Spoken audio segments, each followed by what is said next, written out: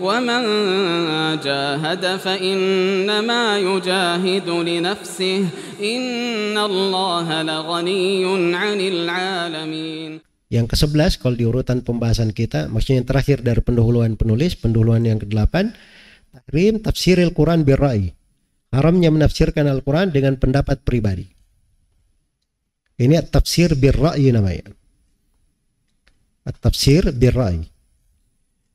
Kata penulis wa ayyu fassara kadzaka bil ma'na wa ayyu fassara birra'i. Ya.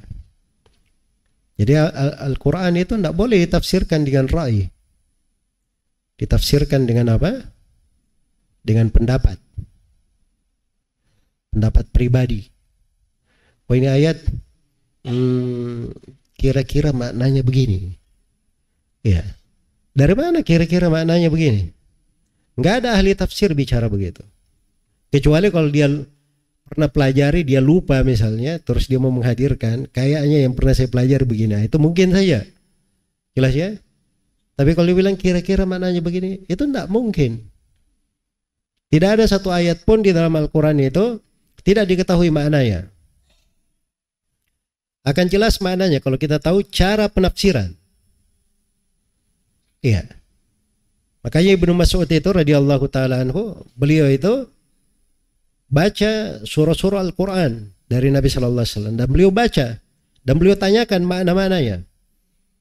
Kata Mujahid radhiyallahu taala anhu, dia talaki Al-Quran kepada Ibnu Abbas dan dia tanyakan huruf per hurufnya, apa namanya, kalimat per kalimatnya dari ayat-ayat itu kepada Ibnu Abbas. Iya. Jadi mereka ini enggak ada yang menafsirkan dengan pendapat. Selalu menafsirkan dengan apa? Dengan jalan yang ditempuh di dalam penafsiran. Jalan yang ditempuh di dalam penafsiran. Baik. Jadi tafsir birra'i itu, tafsir birra'i itu tidak diperbolehkan. Tapi seorang harus menempuh turukut tafsir. Bagaimana jalan dia menafsirkan di kalangan para salaf. Para salaf itu menafsirkan Al-Quran dengan Al-Quran, atau Al-Quran dengan sunnah Nabi Sallallahu Alaihi Wasallam, Al-Quran dengan athar dari para sahabat dan para aimatut tafsir. Dan yang keempat, Al-Quran ditafsirkan dengan apa? Konsekuensi dari bahasa Arab. Dan Al-Quran turun dengan apa? Lisan bahasa Arab. Jelas ya? Lisan bahasa Arab. Itu pun di dalam sebagian ayat ada dua penafsiran. Ya, mereka itu luar biasa dalam mengkajinya ya. Misalnya wal mutallaqatu yatarabbasna bi anfusihinna thalathata quru. 3 quru perempuan yang ditalak itu menanti iddahnya. Quru itu apa? Haid kah atau suci? Itu dua hal mengandung dua kemungkinan dalam bahasa. Di dalam penafsirannya juga para sahabat berbeda pendapat di dalam hal itu. Jelas ya? Ini kalau seorang menafsirkan dengan dua beda pendapat, dia tarjih salah satu dari keduanya, itu enggak ada masalah. Sebab dia tidak keluar dari ilmu. Semuanya masuk dalam ilmu apa? Ilmunya para sahabat Rasulullah Sallallahu Alaihi Wasallam. Kadang satu ayat ditafsirkan dengan beberapa penafsiran. Seperti ihdinas siratal mustaqim. Ada yang menafsirkan itu Islam. Ada yang menafsirkan itu sunnah. Ada yang menafsirkan itu Abu Bakar dan Umar. Ya. Jelas ya?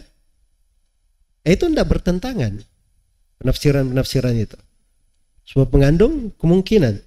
Tapi yang menjadi masalah itu kalau dia datang menafsirkan ihdinas siratal mustaqim. Wah ini siratal mustaqim ini adalah jalan ke sana kemarin waktu saya ini. Karena saya tiba-tiba waktu lewat di sana, ayat ini terngiang-ngiang di kepala saya. Ya. Jelas ya? Ada lagi sebagian yang dia dapat penemuan,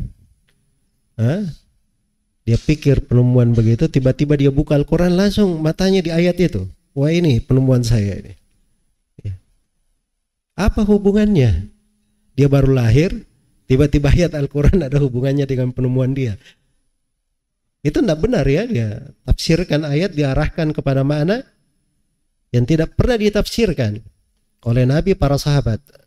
Nah, itu kalau bahasa tegasnya namanya berdusta atas nama Allah. Iya.